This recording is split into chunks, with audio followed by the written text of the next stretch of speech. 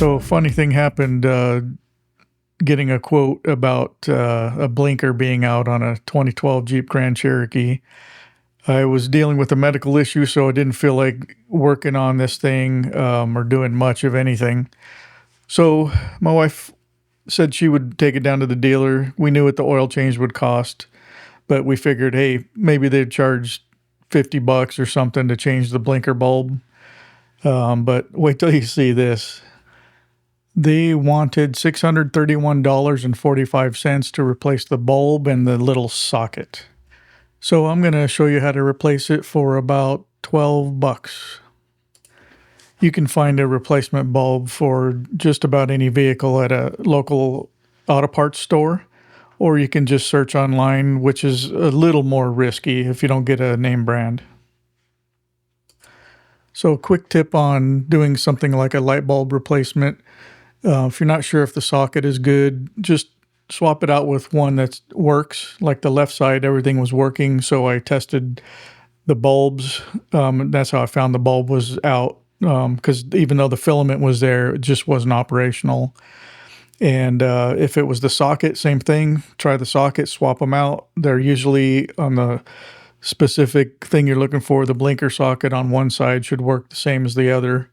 And you can just kind of narrow it down to either bulb or socket. So as you can see, you just pop out these plastic fasteners and pull straight out, and there you go. There's your light sockets. The top socket is the blinker and hazard, which is what we're going to be dealing with.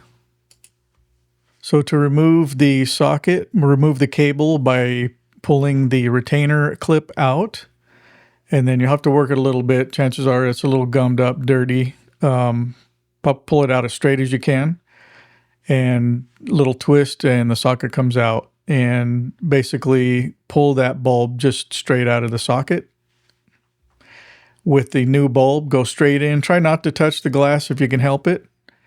Same thing, straight in. Screw it back into the light housing.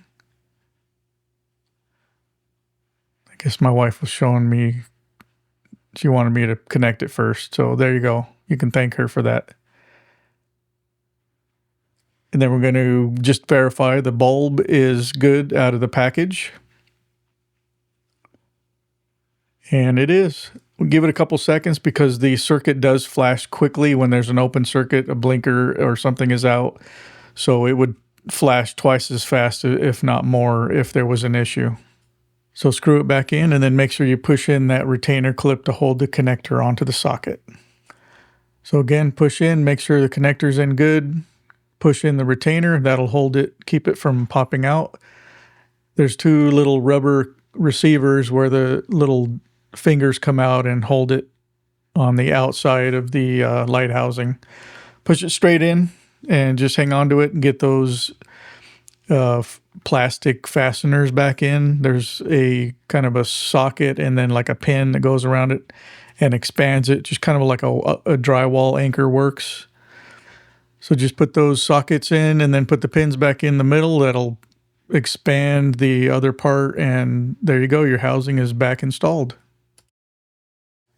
So there's a huge lesson here, and that is double check everything.